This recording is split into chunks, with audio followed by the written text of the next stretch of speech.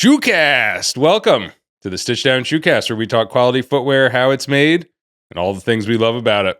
I'm Ben from Stumptown.com, and today I'm thrilled to be talking to the one and only Phil Callis, founder of Ashland Leather, host of the exceptional Full Grain podcast with Nick Horween, who's hopefully excited to be talking to me today about Japan, because that's the idea here. I was in Tokyo for 5 days last month, touring boot and shoe factories and workshops and retail shops, meeting some of the most interesting, passionate people I've ever met in my life, shooting a ton of video about all of it.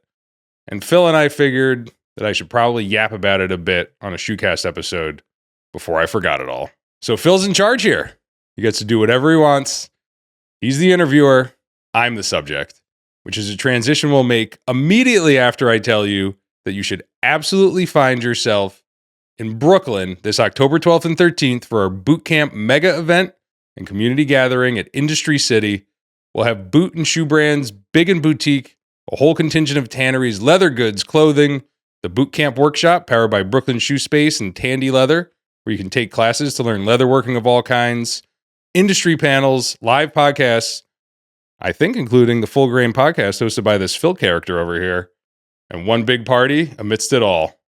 VIP tickets are on sale at stitchdownbootcamp.com. GA tickets are free this year at the same place. You've just got to get yourself to Brooklyn this October. And also, if you dig this podcast that Phil now hosts, the best way to support it is by becoming a member of the Stitchdown Premium Discord, where we talk about shoes and boots and leather and sizing and how great each other all are a lot. But that support really keeps this show and so much more going. More info on SDP at stitchdown.com. All right, I'm done. Phil, the show is yours. Shoecast. You stole my Shoecast earlier, so I had to take it back from you. And I'm so glad to take over your show once again. I think this is either the second time or the third time that I have come to take it over. And this is just a comfortable place for me, man. I'm so happy to talk to you. For me, my background is mostly leather stuff. So I love talking about leather, especially over on the Full Grain podcast. Well, you're good at it. But I'm bringing it here. I'm going to drop some leather bombs, hopefully of the Japanese type. But I also love shoes. And honestly, man, like that's part of why I love Stitchdown and the Discord group and your website and stuff. It's a way for me to be able to learn a bit more because I appreciate sort of, surface level things about footwear, but I understand there's a lot more. So I like digging in, and your community is great. People help me out a lot. Love it. So this is going to be great for me because I also have minimal knowledge of anything to do with Japan. And as a very Westerner Chicagoan, I have a good sense of the leather that we do here in Chicago and essentially nowhere else. So it'd be great for me to ask you that first. What's the leather like in Japan? Well, a lot of it's from Horween. No. Yeah, like a ton of it. No, they got Shinky. Like, did you visit any tanneries? No, I didn't. I wanted to. The schedule was tight. I was there for 5 days. We were shooting for 3. I did some other stuff that I'd love to tell everybody about. But yeah, it was really tight. Tochigi Tannery is about an hour and a half, maybe, north of Tokyo. Probably wrong about that, but in some way. And they make exceptional stuff that you saw a couple examples of. And then, yeah, obviously Shinky is a huge deal, especially, in the kind of horse side of things. But yeah, I mean, a lot of the leather that the brands that I saw is American, Italian. A lot of the things that we're quite familiar with, I would say in some cases, like Viberg might use more Japanese leather, like especially from Tochigi, than some of these brands.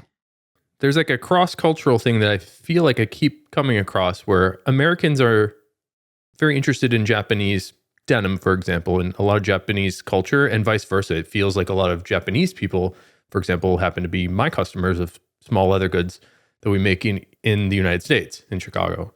And I've heard a lot of it's, from the Japanese to American direction. A lot of it is this romanticization of like Western wear, cowboys. They want to sort of work in an office and imagine themselves in a different life as sort of like this American Western cowboy guy. Is that sort of where you're getting at too? Or you feeling that? Yeah, I mean the cowboy thing you saw bits and pieces of, but there's definitely an attachment kind of running up to an obsession in some cases for sure with America, the quality that it does produce, definitely once produced.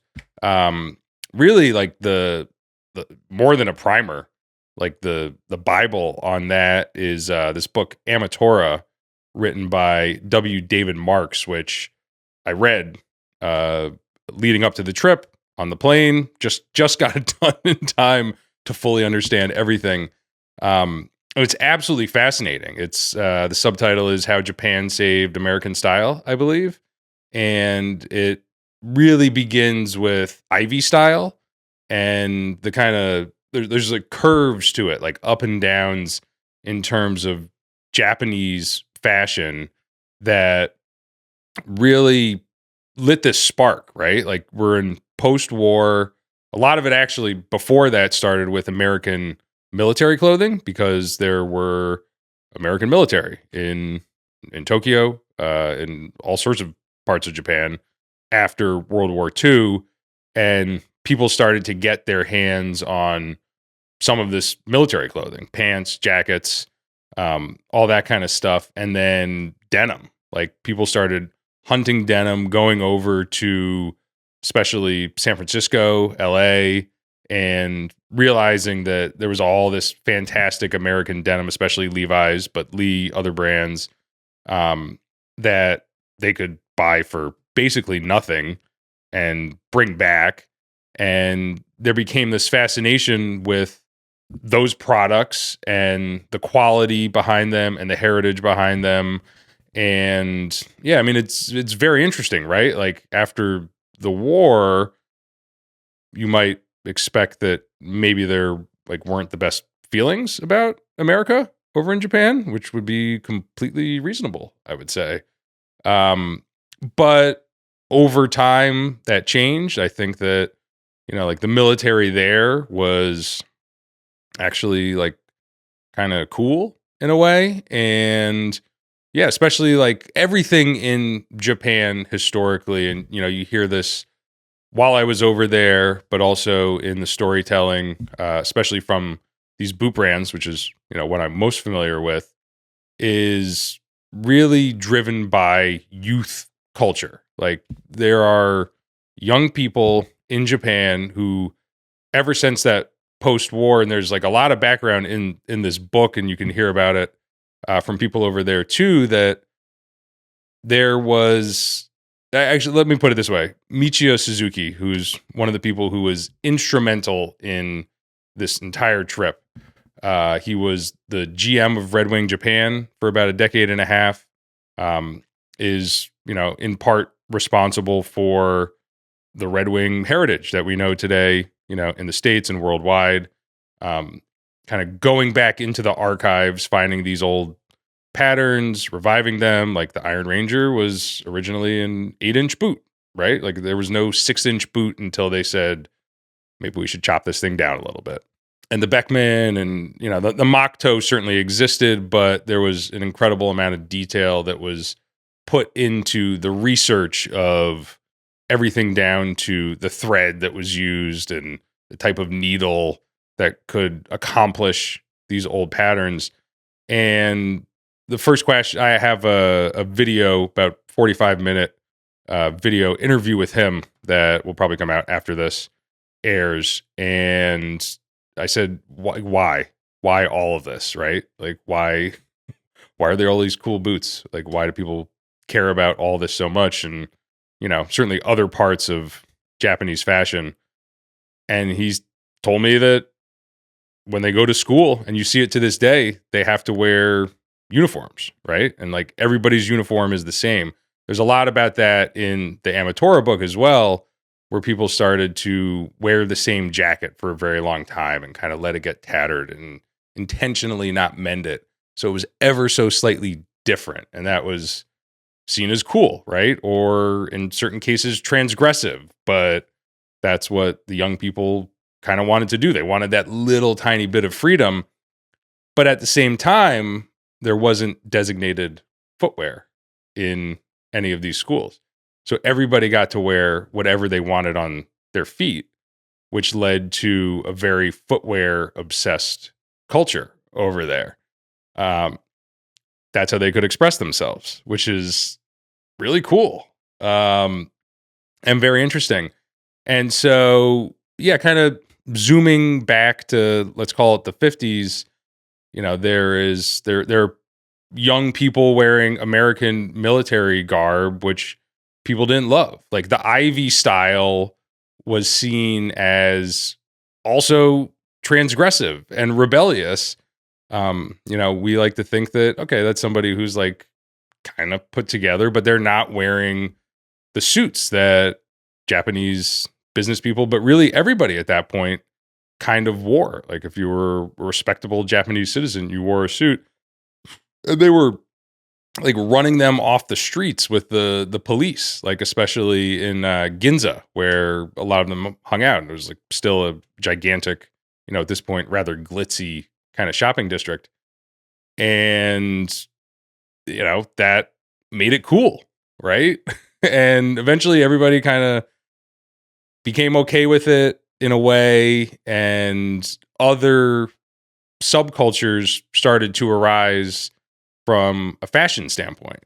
One of the things about Japan, and certainly Tokyo specifically, like it is a monstrously stylish city. Like everybody in Tokyo, from the young people to like Japanese old man fashion, is kind of one of my favorite things. Like I really hope that I can dress like them one day. To like the construction workers, like everybody just looks, I don't know, better than most places, like more put together. They're more thoughtful about it.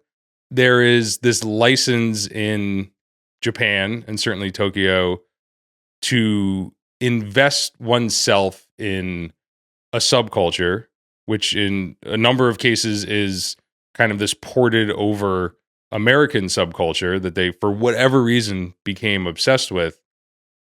And it's cool. Like I don't live there. I don't know everything. Like I'm not the authority on any of this. But I have read one book, and Congratulations. I felt so good about it. And did my honeymoon there about 9 or 10 years ago, and then spent this very immersive 5 days there.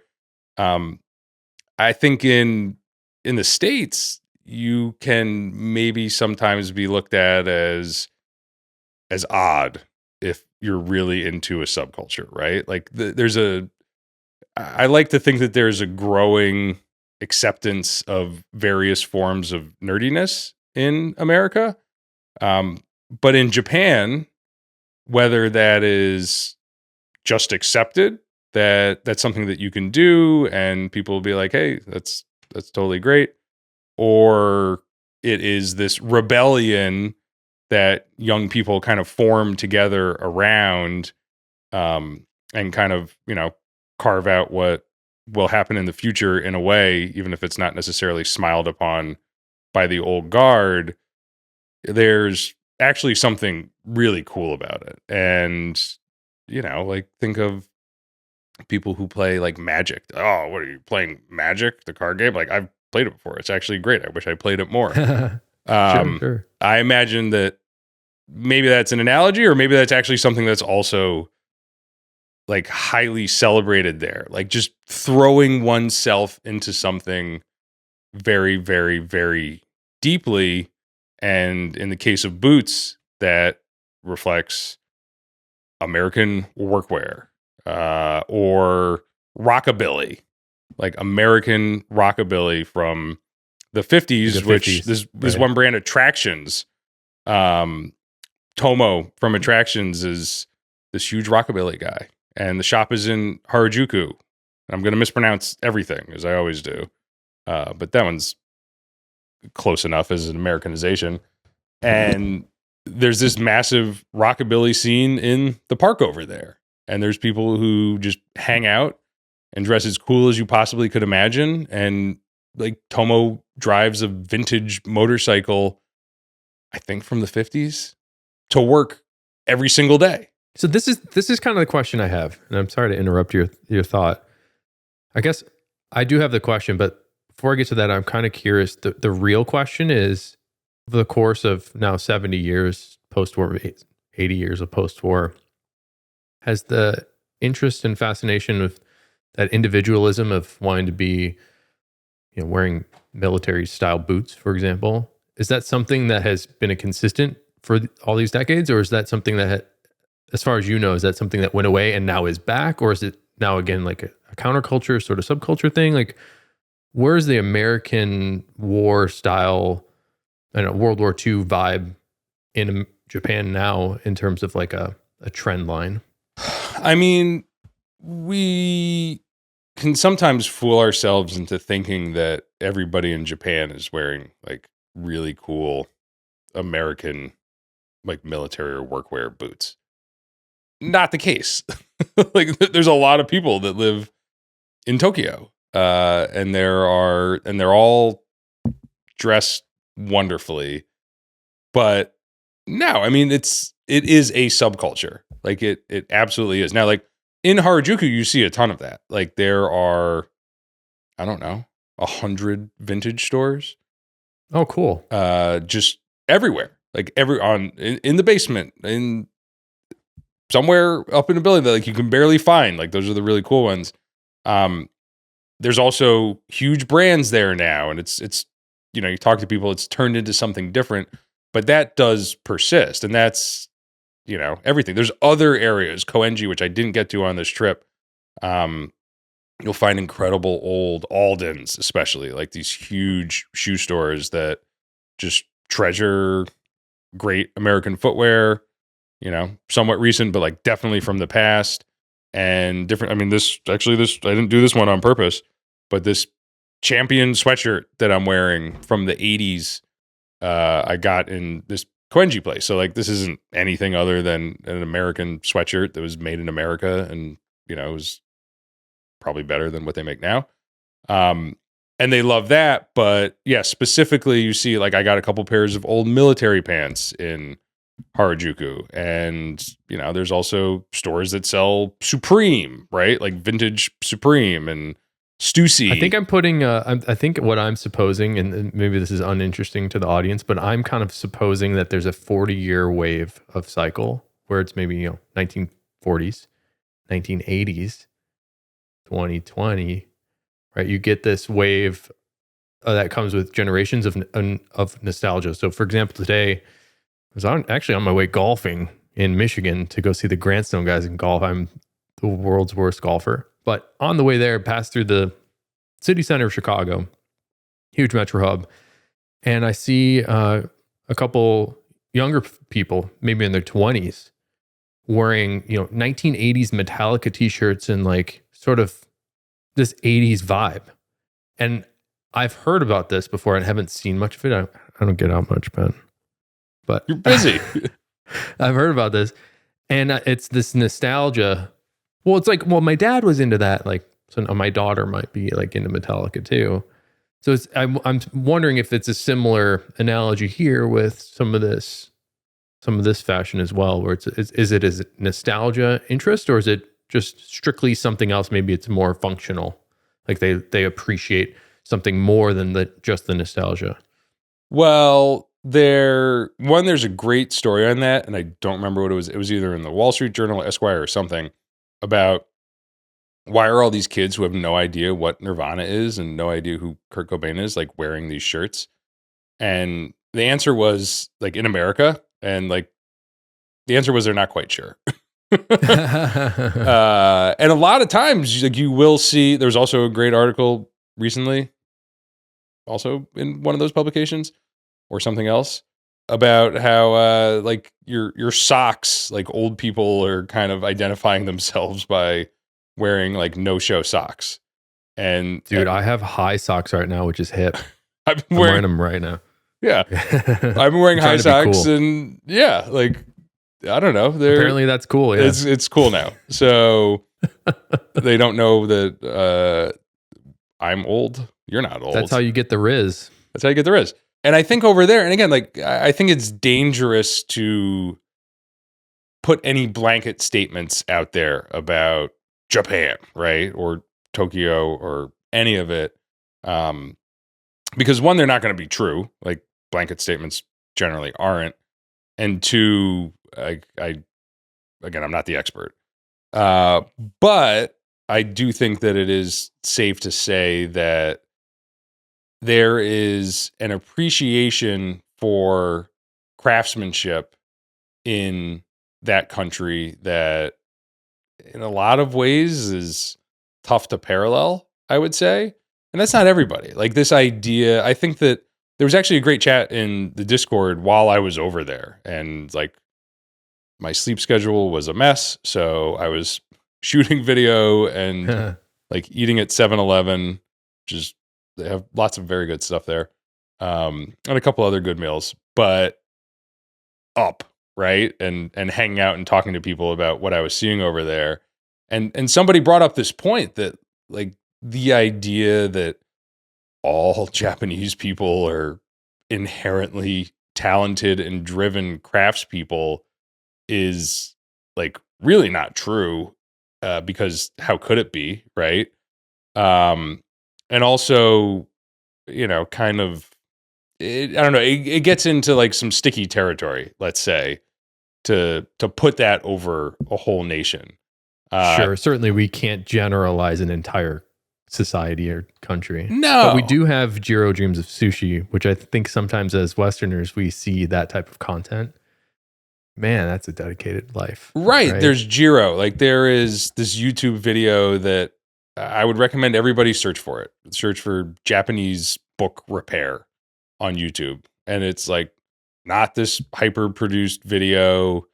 You know, there's subtitles on it, but you know, it's certainly not in English. But it is so worth the watch. And it is this master book repair person, right? And he can fix anything, and he does in this video. And you're like, oh my God, this is crazy. Like, on my honeymoon, we went to the tempura master. I forget what this place is called. I probably should have looked it up before we did this. And this guy has been completely focused on frying different foods for like 60 years. And he was really good. We sat at the counter and just watched this guy work. And obviously the food was wonderful. But you're like, this is so specific. In Kyoto, we went to this Calvados bar, and there was a guy who was completely obsessed with Calvados, which is this not terribly popular spirit. It's like kind of a like brandy cognac situation. And like, to be honest, like I appreciate all sorts of, you know, kind of dark liquors. I didn't love it, to be honest, but I loved what was going on in there. And he had this collection. We were drinking stuff from like 1919, and it was like, oh, okay. I don't know. I guess I'm sensing the theme, and maybe this is again an overgeneralization, but from my experience in the United States, it doesn't seem like we have the amount of committed dedication as many people that will commit their lives to a certain blank, you know, a certain activity or certain type of lifestyle. But I feel like I hear those stories a lot from Japanese people, and I like that notion quite a bit. I think it's really cool, and maybe a romanticization of, you know, just this wizard that's like amazing at tempura. Like, that sounds awesome, and now I want to go there. Let me tell you, he was really good. And yeah, and I think that, you know, I probably clumsily attempted to make this point earlier, but there is, yes, this drive of certain people who want to do this. Like, that is undebatable, like without question. But the thing that I came away with, again, not the expert, is that there is this acceptance right up to celebration of that commitment, passion, etc. Like that person is not weird in that country Right. for doing that. They, especially if they do it really well, they can be quite celebrated. And like, again, the singular focus type stuff. It's not like, oh, this is a great chef, this is a great restaurant. Like, we love the design of it, and it's a wonderful place to be, and the experience is worth the value in addition to the food. It's got to be a cultural highlight that they have, right? Where maybe this is a naive thing to maybe suppose, but it feels like an American thing would be our cultural thing is sort of capitalism. It's like, what are you going to do to make the most money, Yes. right? So maybe that's the two distinctive things about each culture, perhaps. Yeah, I don't know. Yeah, the book guy, I'm guessing, is not a billionaire. No bootmaker anywhere is insanely wealthy. Like they simply aren't. The tempura guy, it wasn't a cheap meal, but it was like a nice restaurant in a great location with a fantastic staff. But like, yeah, he's not like cashing out. There is just this commitment to it by some. And like, I also got to see, in addition to, the Boots Factory where Rolling Dub Trio and some other brands are manufactured. It says factory on the sign, right? But it is essentially a large workshop in a way. You're going down a path here. I'm the host, man. You're the host. You're the host. We spent a half hour here setting the table. Host it. And I think we had basically just a philosophy chat, which... Well, it's my favorite thing. Which I like that stuff a lot. So we should maybe keep doing that. I love opining on things that I am... not an expert in. I was going to say somewhat, partially, barely an expert on. I like pulling in analogies from disparate things. I think it's interesting to compare and like find out where the commonalities are. But with Japan being a deeply appreciative culture of stuff and craft, it sounds like maybe not everybody, certainly. Maybe it kind of feels like you went there with the goal of exploring some of these individuals and brands. Is that correct? Maybe just tell me what the hell you did in Japan. Why'd you go there? What'd you do? I will tell you. So yeah, I mean, to answer your question, hopefully briefly. Yeah, to me, you must be brief because we're going down each of these roads. Whatever you bring up, we're going down. Especially, no. This is like the brief one. But especially in this world that I am lucky enough to inhabit every single day, it's always the people, right? Like it is, again, and like all these boots, they're getting very expensive. Like that is for reasons, and it is not greed. It is not insane wealth. It is because the materials are more expensive, and the people who make them are more expensive, and like everything's getting more expensive, so the products get more expensive. It's always somebody who is probably very smart, very driven, in a lot of cases quite business savvy, in addition to caring about this thing that they make so much. But it's really that they care about this thing that they make so much. Like all these people who run a fantastic footwear brand could probably be making more money. Americans could be making more money doing something else. Maybe that's even amplified over in Japan, but like that is something I believe. It's somebody who loves this thing so much that they can't get away from it. Like this is what they need to do. A lot of times it's family related. Look at Nick, right? But so that I think is like a baseline. Like there's always somebody who makes this decision before it hopefully doesn't sell to some giant corporation that will like probably ruin it. Which doesn't really even seem to be an option over there, which is pretty cool. I was going to say, I noticed you went back to the previous question, Ben, but the question this time is, why did you go to Japan and what did you do there? 3 core reasons. One, like that, again, I was there previously on a honeymoon. I didn't get really to do enough like boot and shoe stuff. We did some, but that wasn't really the focus of that trip. So I've always wanted to go back, and like what's going on over there is you don't have to be there to know that it is amazing, right? So I wanted to go back, but I came up with 3 excuses. One was to talk to them about this boot camp event because I want Japanese brands, hopefully this year, but like definitely in years to come and show what they're doing to people and, take these pictures, these incredible pictures from the internet, and now they're real, right? And to meet the actual people who do it, who are absolutely fascinating, whether they speak great English or not, right? Like I was enraptured by everybody the whole time, and I knew that was going to happen. 2 was to make a whole bunch of video about all of it, which seemed like, a kind of great excuse to go also. And these excuses are all intertwined. And then people want to go on a like group trip. We've done some really cool group trips, Horween, Ashland Leather, Dashing Chicago, other things. And then, London and Northampton, and like they're really, really, really fun to go into factories and just get like deeper than you possibly could ever imagine. And people have kind of been asking for one of these Japanese group trips for a while now. I've like vaguely been kind of promising one, but like after doing a couple of them, you cannot do Tokyo without being on the ground first, right? Like you can't just. Okay, so this was recon for a future trip. Yeah, definitely. It was like, will this work? Could we get a whole bunch of people around this place? Luckily, the answer is yes. So stay tuned, I guess. But more than anything, those were all excuses to just like go and see it and connect with these people that in some cases I was in touch with somewhat. There's a language barrier, right? Like it's not as easy there's also like there's a 13-hour time difference. You DM somebody or send them a WhatsApp, and there's like a day delay at least on everybody's end, and you let that slide a little bit, and all of a sudden you're talking like once a week. So just go there, like spend time with them.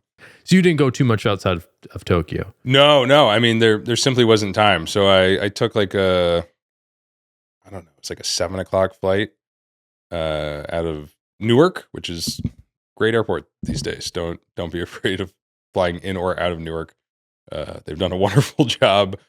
And then landed at like 4:30, got myself to the hotel. Bags were way too heavy. I had like a whole bunch of boots in them. And, got some dinner, managed to fall asleep by like 9 maybe, after reading a whole bunch of Reddit posts on like how to travel to Japan and then like do a whole bunch of shit the next day. And then 8 a.m. the next morning, we were on location shooting for 3 days straight, 8 to 10 hours a day. And was it 3 locations? It was 13 locations, I believe. Oh my god! So what type of places were these? They're all bootmakers? So actually, I do have this list in front of me. Because thank you for preparing for our episode. It was a bit of a whirlwind. Well, I mean, I knew I was up against the best, so you got to bring it. But no, so first stop was Boots Factory, which again makes rolling dub kind of I think their largest production, and maybe you could say kind of premier line, which was remarkable. Like my Tokyo geography after this is much better in certain parts, but I'm definitely gonna get this wrong. But you have to go, kind of over a river into really like kind of a more residential area. And then there's this small factory that they're hand lasting boots. They are, doing a whole lot of hand processes. Like it's a factory, right? Like it's not a completely handmade workshop. But yeah, I mean, there were probably like 6 people working in there. Shout out Boots Radio, which is a fantastic YouTube channel that a lot of like shoemakers and bootmakers are obsessed with. Boots Radio is a couple guys, one of whom runs the Boots Factory. Really young guy, absolutely wonderful. And so we got to see that. And Katsuya Tokunaga from Rolling Dub, we knew that we were going to go to their shop. He said, we got to go to the factory as well, which was just absolutely fantastic. And we should put out the bloopers reel because on no sleep, and I got pretty comfortable by morning 2 outside attractions. I nailed, like, first take, nailed my intro. That did not happen on the first day, and it was just like a whole mess and a lot of cursing. So yeah, maybe we'll put that out. But that was fantastic. And like, as I say in this video, you know, you can't understand what these things are just by being in the shop. Like, that's the thing I believe in deeply, like the retail shop. So this is where we're going to start. And yeah, I mean, it was wonderful, right? They were doing a whole run of these Roots boots that they make, which are these just wonderfully kind of funky, lasted, like huge toe cap, very distinctive boots. Like, I think that that's something that applies to everybody in the footwear scene in their own way. And then we went over to the Rolling Dub Trio shop, which is in Asakusa. Let's pronounce it. No, that's not it. Asakusa. I botched it a couple times, which is really like, if you, let's say you're on your honeymoon in Tokyo and you have a morning or an afternoon, or maybe you carve out a whole day and you want to see some fantastic footwear, go to Asakusa. It's a really cool area. It's kind of a historic district in terms of architecture. Like, some of it just kind of remains, but it's, you know, it's not Ginza, it's not tall buildings. It is wonderful, and it is this historic shoemaking center, where shoes have been made there for quite some time. What does that look like? How big is it? I mean, it's all very walkable. We didn't get to them all. We wanted to, you know, there are like some dressier stuff there as well. But yeah, I would say that there's 8, 9, maybe a dozen retail shops in Asakusa that you can walk to all of them. But there is also like depends on who you are. But for me, one of the most fun parts was there is everything that you need to make these things there. We went to, with Katsuya, we went to a supply shop, right? And they're not necessarily supplying these brands. They don't necessarily have the volume, but if you are an independent shoemaker, if you are a student, you can basically get everything that you need there, from insoling to outsoles to thread to eyelets to laces, like right there. Down the street from there, there is a brush shop that makes every kind of brush that you could ever need for creation, for care, like right there. There's some shops that unfortunately we didn't have time to get to that make fabulous awls, right? Or knives. That's all they do, right? All they do, Phil. That's all they do. I love it. Was that a pun?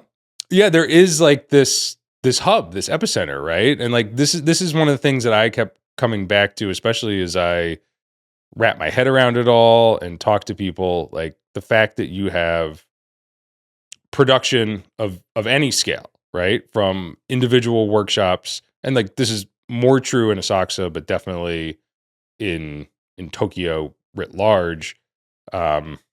Individual makers, the boots factory, materials, you know, the leather can be just north of you. And then retail, like all in one place. And it's like, imagine that was happening, you know, that this used to happen in many cities in America. Like, it used to happen in Lewiston, Maine. I would love to have that here. Yeah, Maine's a sad. Yeah, like people were like, oh, they're making all these moccasins in Maine back in the day. Like, there were tanneries there too. Like, there was everything, you know. There's still the thread maker that Rancourt uses in or right near Lewiston, and they're like, this is what we use. Like, luckily they're still going, you know, to a larger extent than most places. Like, I've heard stories of this being the case in Florence, like from Francis Wapplinger. We have an episode with him from too long ago. We got to have him back on. That you just ride your bike and you go and you pick up all the stuff you need and you come back. It's like, wow, must that not be so wonderful And it's happening there, but this is Tokyo. This is a gigantic metropolis. Like, imagine that all of this was happening in New York City, right? Like in a very, very contained area. So there's just something so wonderful about that can propel this forward, right? And there are people in the same industry who are very friendly with each other that, they can help each other, and it's real. They can go out to lunch and instead of shooting each other DMs or a call, like there's something that's just so kind of personal about it. So the Rolling Dub shop is nuts. They have so many boots in there, so many boot shoes, so many. They have the Roots Last that they have, which is like very, very much a boot last. Like, it is big and weird and funky. They had a loafer on the hat that doesn't present exactly the same way, which is probably a good thing. But you're like, I've never seen a loafer that looks like this. They have, and this is true of every shop in Japan. Phil, I believe in this so deeply. Worn boots, like the most beautiful worn boots everywhere on display. Like, what is going to happen to these things? Patina Thunderdome starts October 1st. Everybody do it. Because it is a benefit to everybody else who is considering purchasing a product or something in a certain leather. And that glimpse into the future is so cool. And there is like, I think, I have it. Like I think that's the Aging of Boots issue, 4 of Lightning Magazine, where the whole boot or the whole magazine is boots that are old and wonderful looking from around the world, beautifully photographed. Like, there is this whole, this might be a different episode, but like the magazine obsession and, the way that these things can guide you over there, towards how to put an outfit together, or in this case, what is this going to be in the future, is all there. So like, I absolutely love that place. And, I'm going, we're shooting video the whole time. Like, we were not doing enough hanging as I kind of wanted, but yeah. Do you regret doing 13 places in 3 days? That seems like a big schedule. We managed to book a fantastic crew. Shout out, Arco, John Maynard, Nene was local. They were all fantastic, but they were doing a Lee Jeans campaign over there for about a month, and they had 3 days. These were the days, and it was like, let's go get it. Anybody that would sign up for that type of task is... They thought I was crazy, and they're a hero. They were probably right. Yeah, usually it's like a full day plus at one location for some of these film crews, Yeah, So that's... like, yeah, what'd you do, 3 places? No, they do like multiple days for like very much shorter videos, let's say. Yeah, I'm looking forward to seeing him, man. So, yeah, it was an absolute whirlwind. But yeah, my main regret was not enough time to hang out. Katsuya and crew did take us out to lunch after that, and I was like, we don't have time for lunch, and it was wonderful. Like, it was, especially on the first day, I was like, no, we have more to do, and that was the most jammed up day. So then we walked up the street. We walked north, I'm pretty sure, on the street from the supply shop to Zero's, which is a totally different kind of brand. And I think that's one of the things that like I kind of knew, but I couldn't wrap my head around completely until I was there talking to everybody.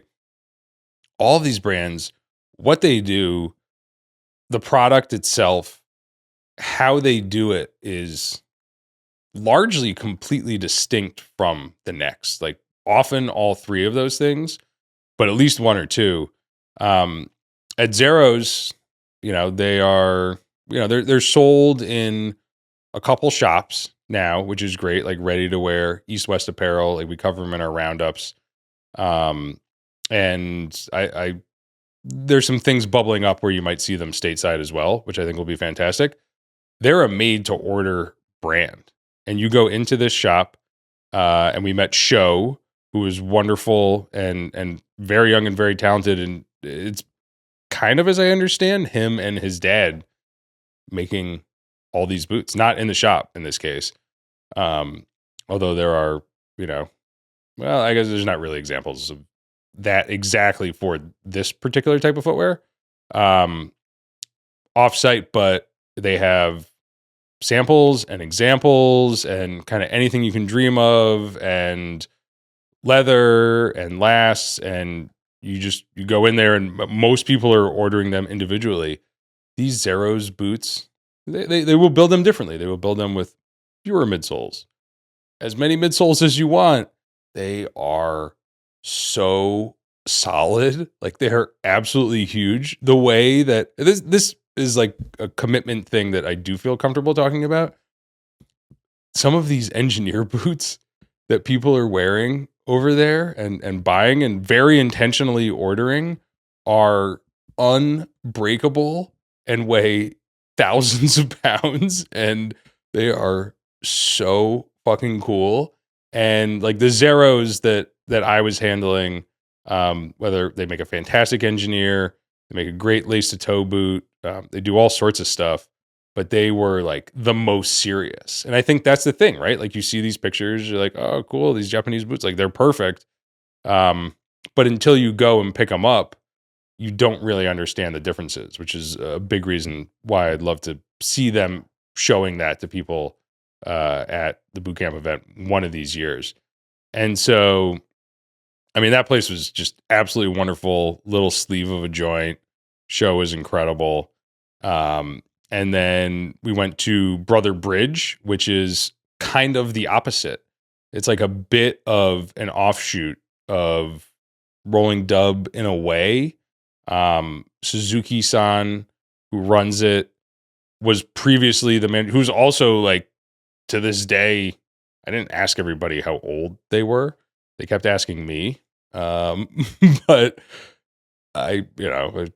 culturally, quick sidebar, like, if people watch these videos, the biggest regret that I have is that it's a very different culture than America, Japan, and the respect aspect of it is huge.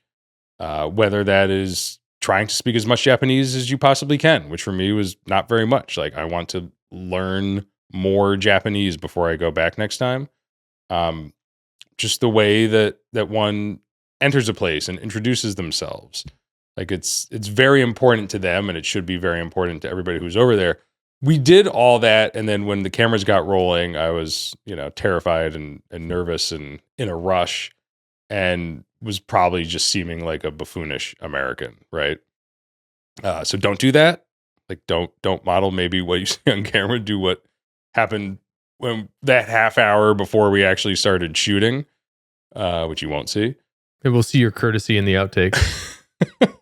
No, I mean, I'm like considering putting in some sort of disclaimer, because like on the flight back, I was like, oh, like, my God. Trust me, I'm a nice guy. Yeah, it was like we didn't get that. But it's like, it's not difficult to be a nice guy over there.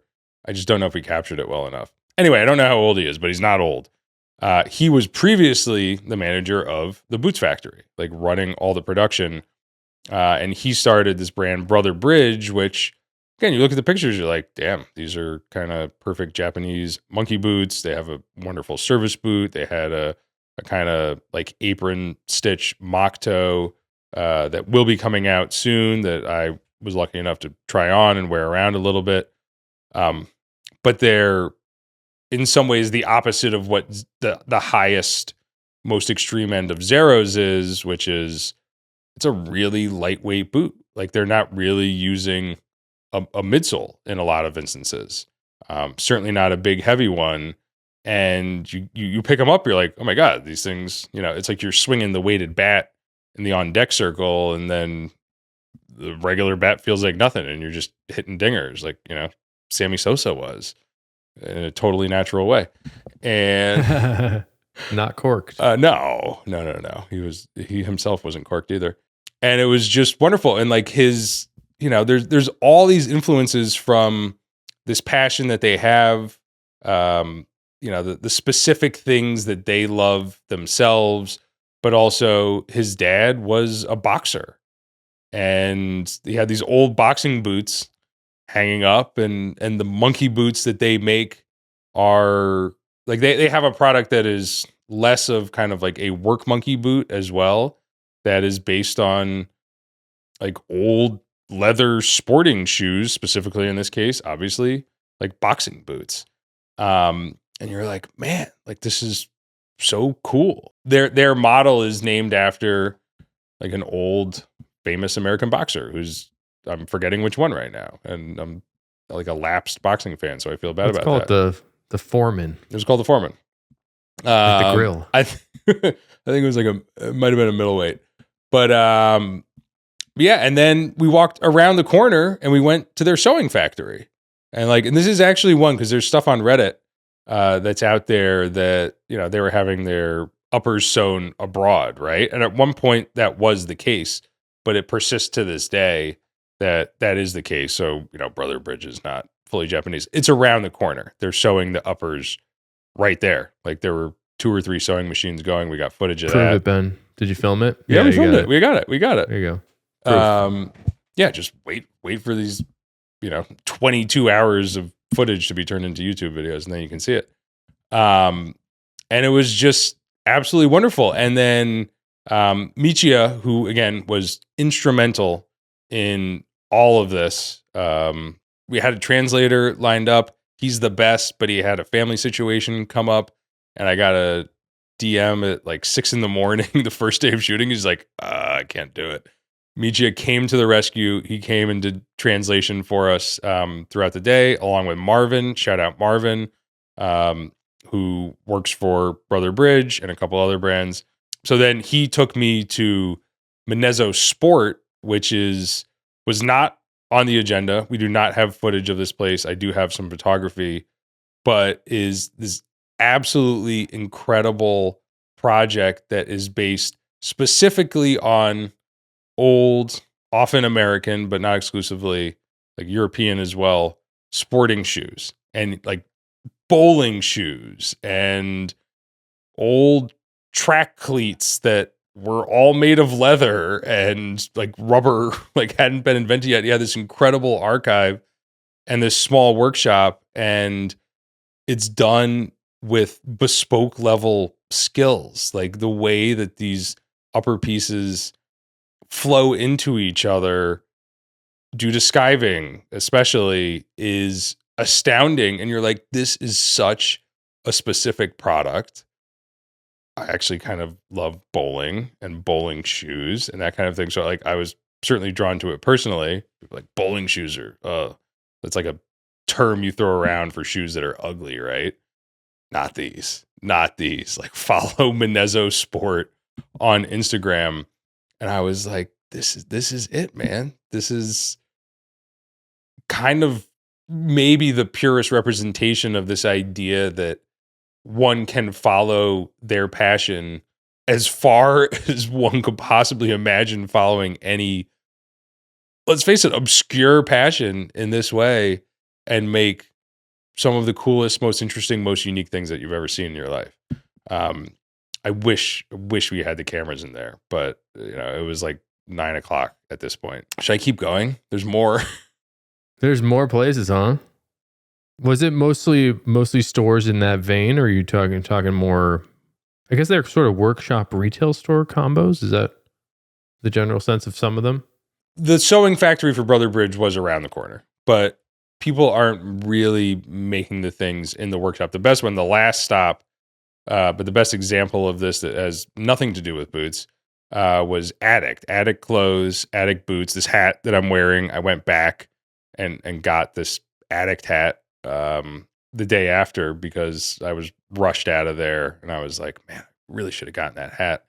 Run by Satoshi Ishijima, who was obsessed with vintage British motorcycle jackets from the 40s, I believe, and the motorcycles themselves, and began collecting them, and then began, you know, selling them, and then began producing kind of reproductions and rethought reproductions of these things.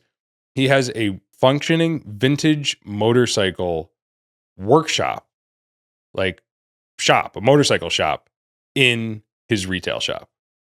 And there's all these bikes in there, but then you slide open this door and I love that. They're working on the bikes. They're fixing the bikes. I went back to, use the men's room and just ask for toilet when you're there. That'll get you there. And the guy that, had sold me the hat was like, "Oh yeah, I'm the mechanic." It's like, this place it's so cool, right? And again, it's this passion that can drive one there. And the boots are absolutely remarkable. But like, why shouldn't it be that way, Shouldn't everything be that way? I mean, it should. It really should. There's also this thing I was like, what are the zoning restrictions in this city? Like, I think that they're probably maybe not what we're used to in America.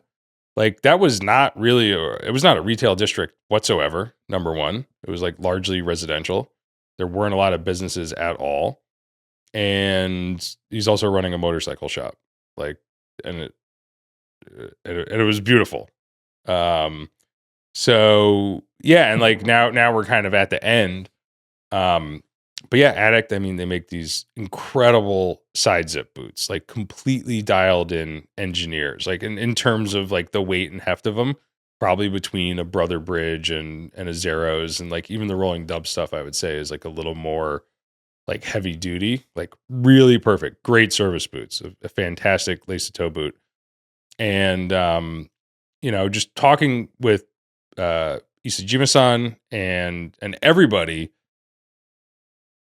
we're running a lot of this through translation. He actually spoke fantastic English, but he's like, when I am talking about the product and how it's designed and why we did that, I'm going to require this translator because I need to say it so precisely,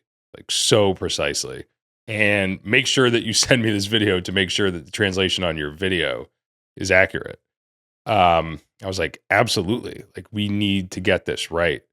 And to back it up a little bit, day 2, we started at Attractions, which I mentioned earlier, and Tomo and Wataru, who's kind of his number 2 over there. And they got these old bikes, right? And they're the rockabilly guys. Like, we filmed forever in there. Like, that made us wonderfully late for everything else because I asked him about what the heel shape on his engineer boots. Like, they make all sorts of very nice boots, but the engineers are like the pride and joy and highlight of Attractions boots. And it was like a 15-minute answer, I swear to God.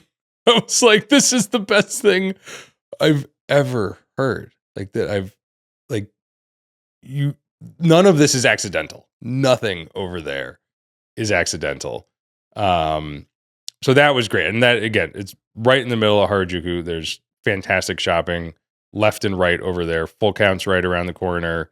McCoy's store is not too far. Like, if you are in Tokyo, Asakusa is fantastic, especially for boots, greatest concentration.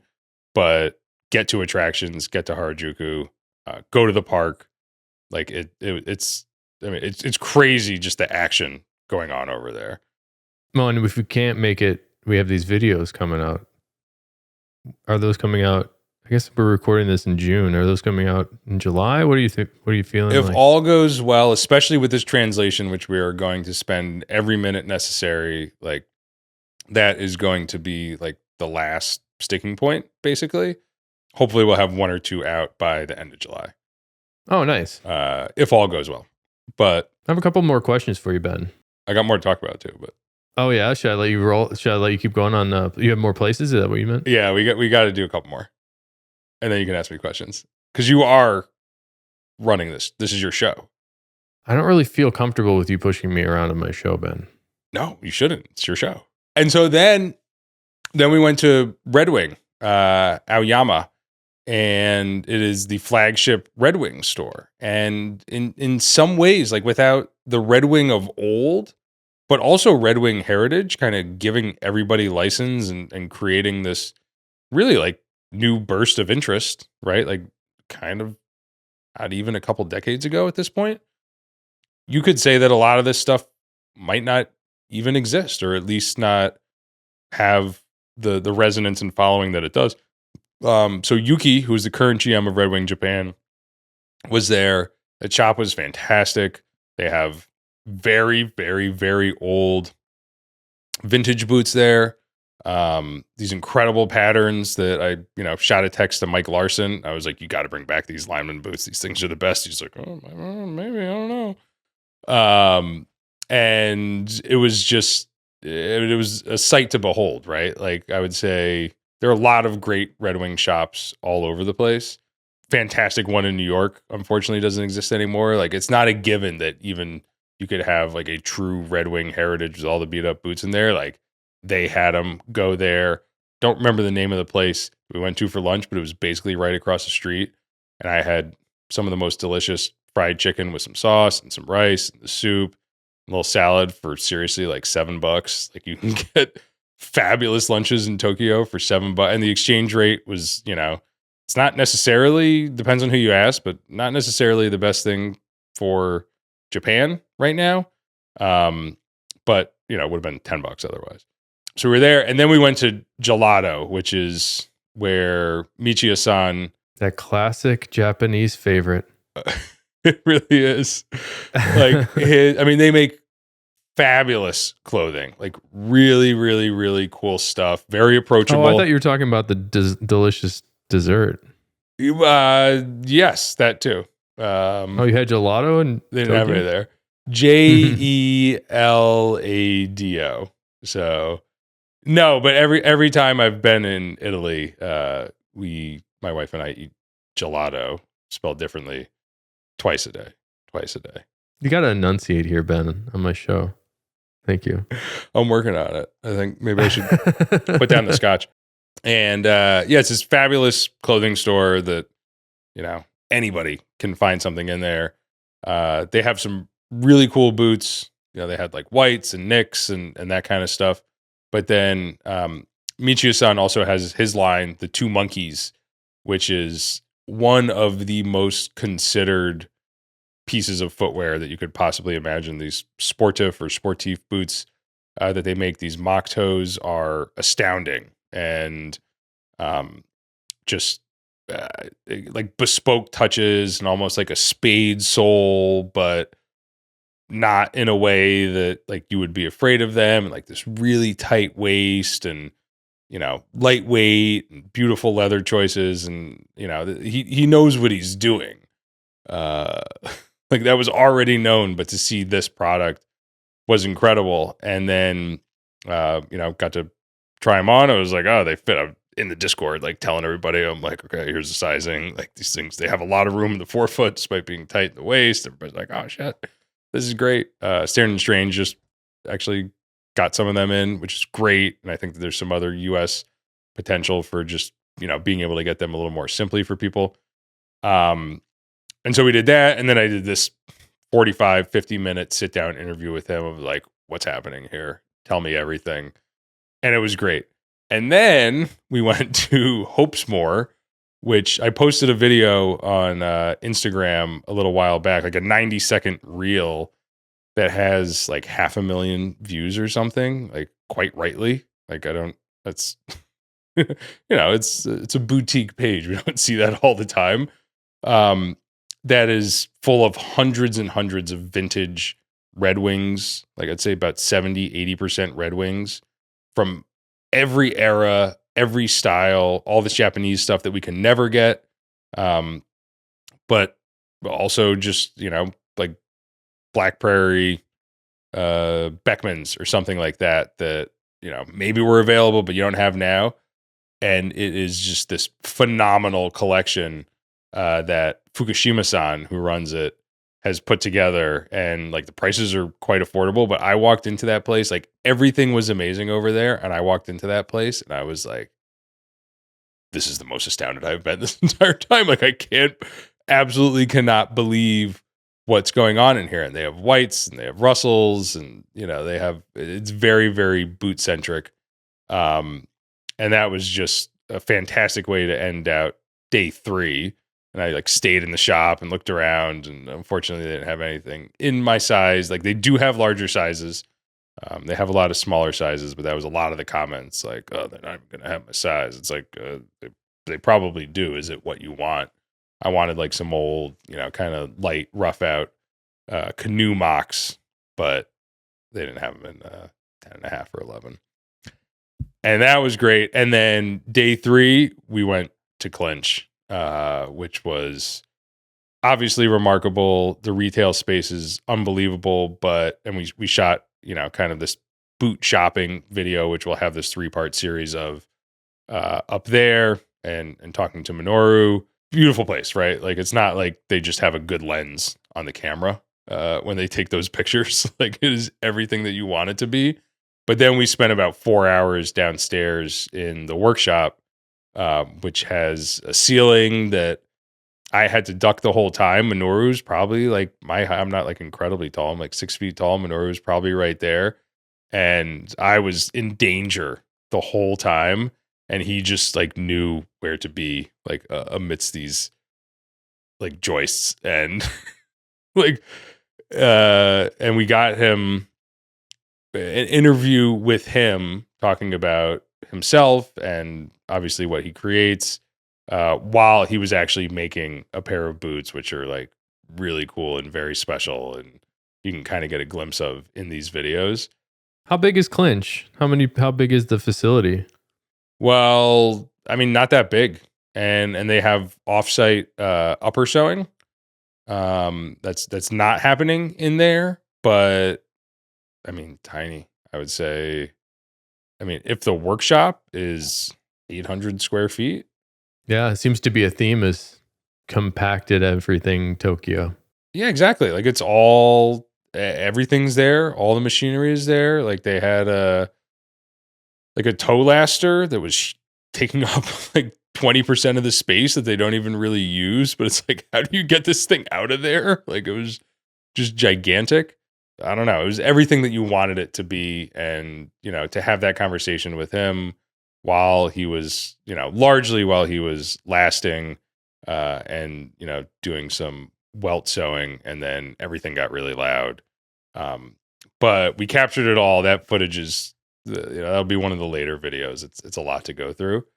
And then, kind of back to the American side of things, we went to Stumptown, Shibuya, which is owned by ABC Mart, which is one of the biggest, I think the biggest general footwear retailer in Japan. They have, I don't know, 1,200 stores or something throughout Japan. They sell sneakers, they sell everything. But at this one specifically, they have this Stumptown store because they also own Danner and White's in kind of a convoluted business way, but like it's absolutely the case.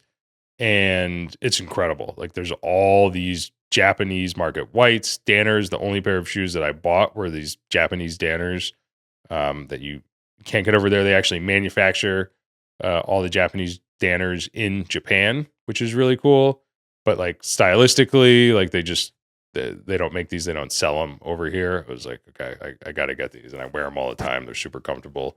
These like weird lace to toe shoes. It's pretty typical for me. But Ty, who was our guy there, like doesn't run the shop, but was the person that we talked to. When ABC Mart purchased White's, they sent over 3 people to learn how White's makes boots. And Ty was one of them. And he didn't want to leave, but due to visa stuff, he had to. And Eric Kinney from White says that he's one of the great bootmakers that he's ever had, which is really cool. And he was just the most wonderful guy. Took us around the shop. We talked about all these very, very, very interesting boots and shoes that some of which like I learned about a new White's last, I think the 54 last, that I had never seen before and is wonderful and, kind of beautifully Japanese in a way, even though it's an old White's last. They also have a repair facility in there where you can bring in your boots. They will resole them. They will repair them in any way you need. Ty does it. It was the best. And then we went to Addict, which I've already kind of gotten to with Satoshi and the motorcycles and all that. And then, yeah, I kind of collapsed for a little bit, went out to dinner with Marvin and ate, like every part of a chicken on a stick. The blood vessels from the neck are actually like really kind of good. Get out of here. Yeah. Like I quite enjoyed them. The kneecaps were a little tough. But we went to like this just fantastic yakitori place. And then saw a couple bespoke shoemakers on the following days. I'm still going here, Phil. This is a very busy trip. Seiji McCarthy, who is an American, half Japanese fella who grew up in Philly, but makes some of the great American-inspired bespoke shoes. Like if I get some bespoke shoes, I think they will be his long wings. It was absolutely incredible and just wonderful to spend about an hour and a half with him in a shop that was absolutely pristine. You're like, how are you making shoes in here? Like the Clinch workshop reflects like rugged boots, and the bespoke shops it seems like somebody's coming in there like every 7 minutes, just like cleaning every corner of them. And he actually trained under Hiro Yanagamachi, who I met a couple times in New York at LaFaux. When he comes to do trunk shows, I always make it in when Hiro's there, but to see his workshop, which was kind of closed for the day, and it was just him, and to get to talk with him for really a couple hours, I think, was phenomenal. Like one of the great shoemaking masters, certainly working today, anywhere in the world. And then bought a bunch of stuff for my kids, and from like Don Quixote and other places. And then I went home. Jeez. I'm sorry this took so long, Phil. I mean, it kind of required even more, Did you do you know who Dallas is? I think he works with Brett Fiber. I didn't see Dallas while I was over there. His store looks really cool too. Yeah, I know. And I stayed right near Isatan, where at that point the Viberg stuff was not on display. Like, I mean, I don't know how much everybody kind of knows about this because it's largely in Japan and not that widely seen. But yeah, basically Isatan was like, we want to work with you and we want you to make loafers and double monks and things that aren't prototypically Viberg. But they weren't there. But every day I was like, and then I'll get to Isatan, and I just never did, which was sad because it's like really the world's greatest shoe store, kind of. Like it's a huge department store, but their shoe department, especially for dress shoes, is absurd. Well, yeah, that's the follow-up question there is, even after, it sounds like you had a good time, if I'm honest, but no, terrible time. Never go again. All right. Wouldn't recommend it. Wouldn't recommend it. No. Liar.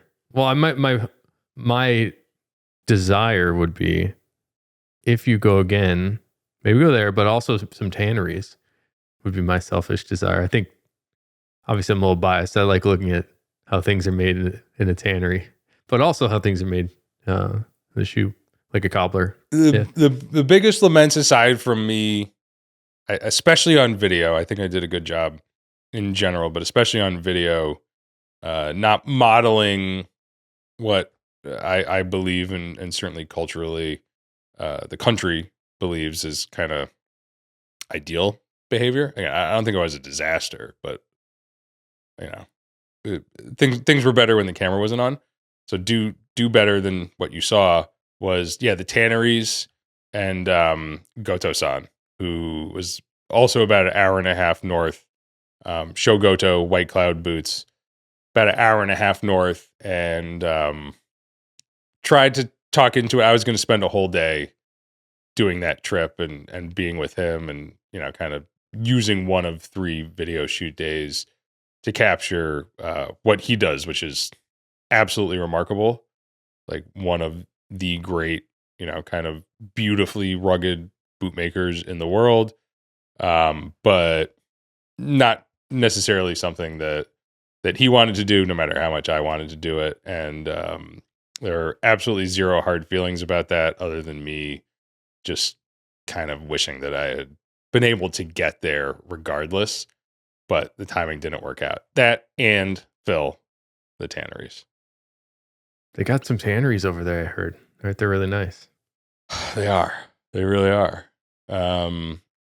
Yeah, there's just I don't know. I mean, it's an incredible place. The truth is, yeah, I mean, I would recommend it for anybody. If anybody is going to Japan and has 5 minutes or 5 days to do, boot and shoe type stuff, hit me up at Stitch Down. Get me on the Discord. I'll share everything that I can that I think could be valuable for people. I also have like a whole bunch of possibly outdated, but probably not, food and other tourist recommendations in a doc that on the honeymoon I took notes every single day and like turned them into something digestible on the flight home that I am also happy to share.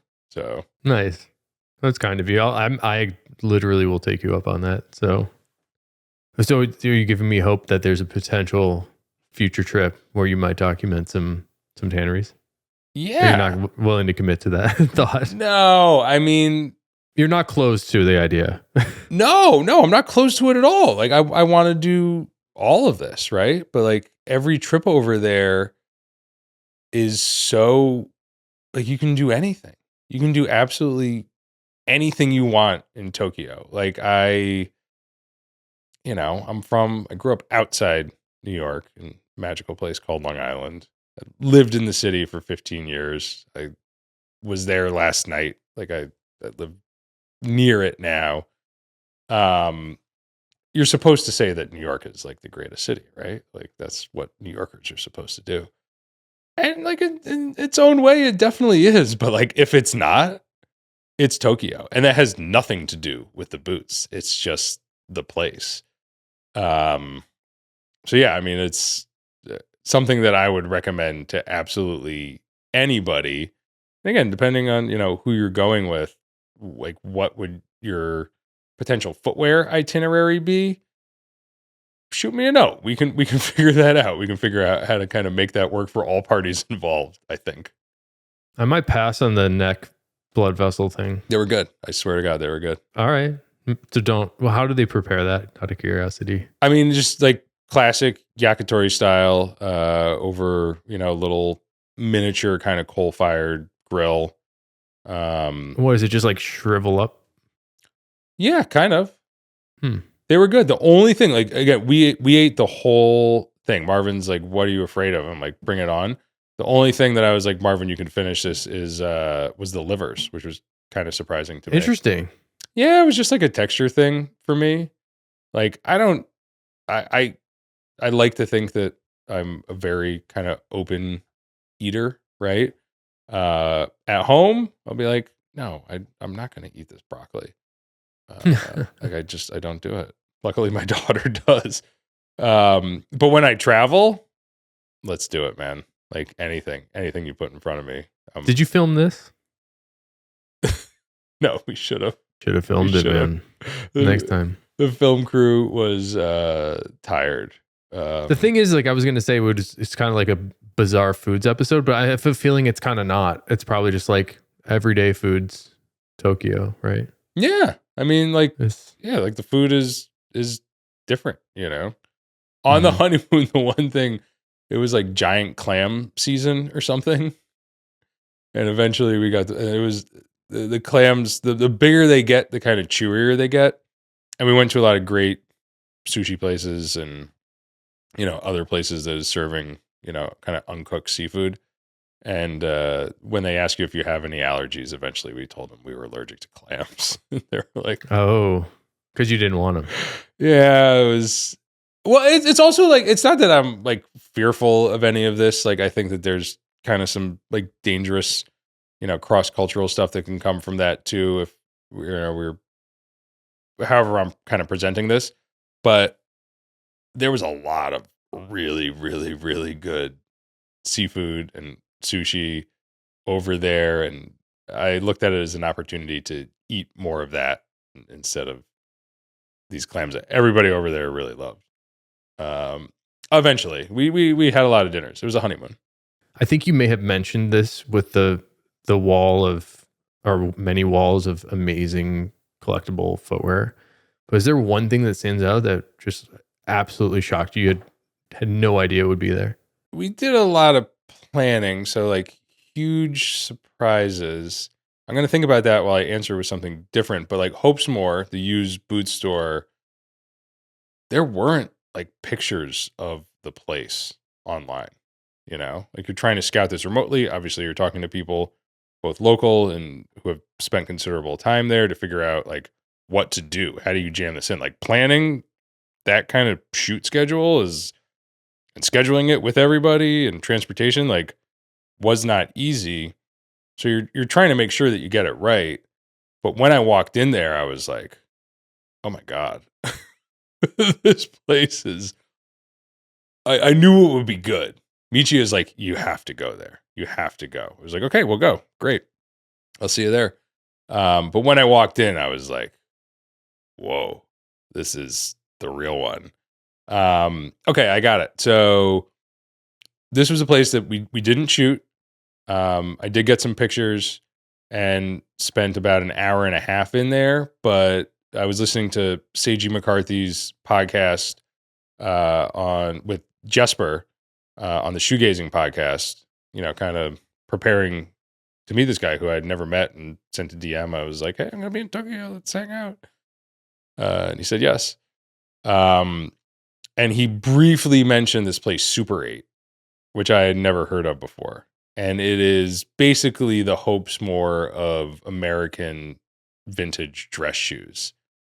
And it's run by this guy called Gucci. It's also a repair shop, but he has maybe the great collection of vintage American dress shoes anywhere. Florshimes and that kind of stuff, but like things I had never heard of before. And I was like, tell me everything. This is so cool. Like beautifully preserved, and they're all for sale. I'm sure there's some stuff he doesn't want to let go.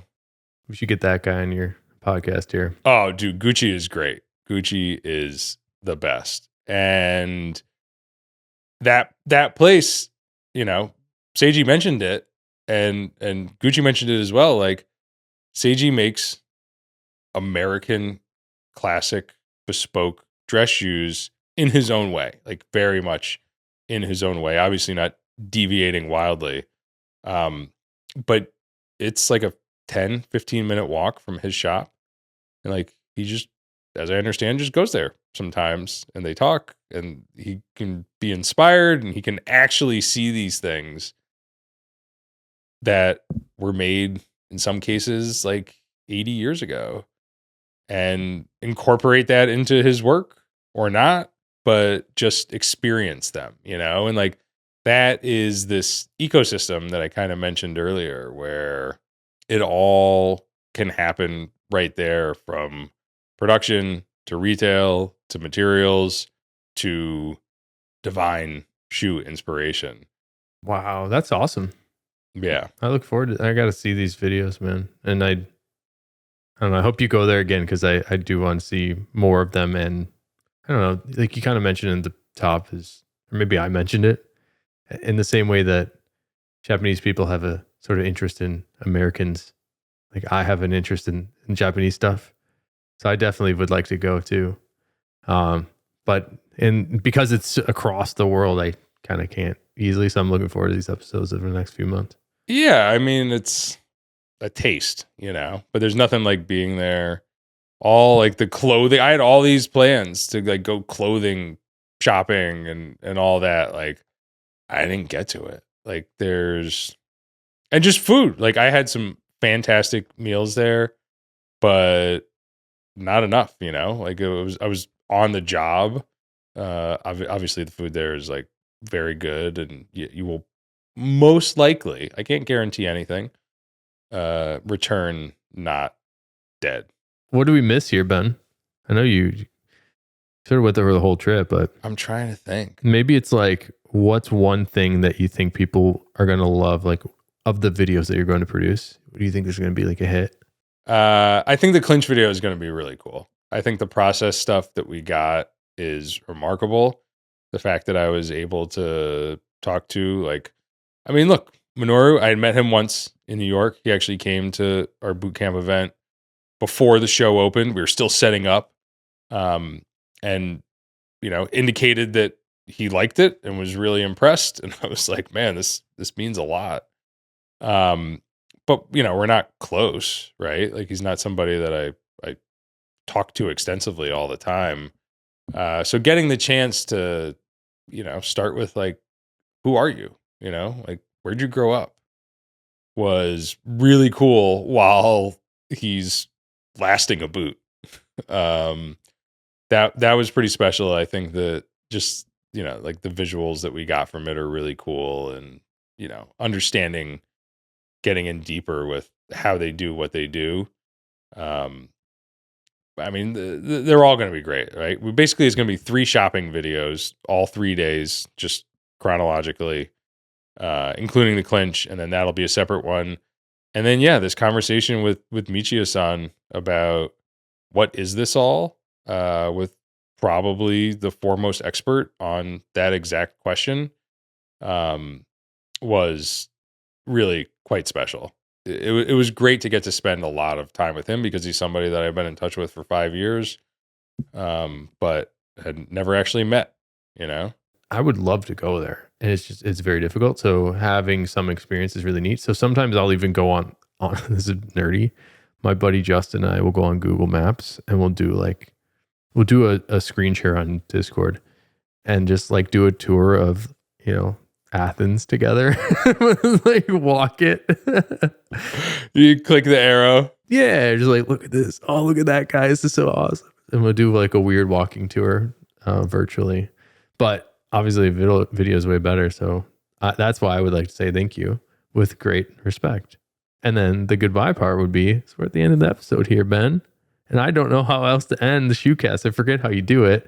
I know it's something like wear your shoes and wear your friends and something. What is it? You want me to set you up by just telling you what we say? That's it for this week. What? Okay.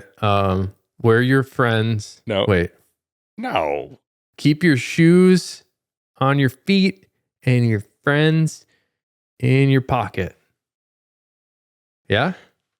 There's nothing with friends, is there? That's it now. I'm like way off base with the friends part. The friends is, everybody knows that that's the case. That's it for this week. Take care of your shoes. Oh, and your feet. No. The shoes take care of your feet. Take care of your... That's it for this week. Take care of your feet. We'll see you next time.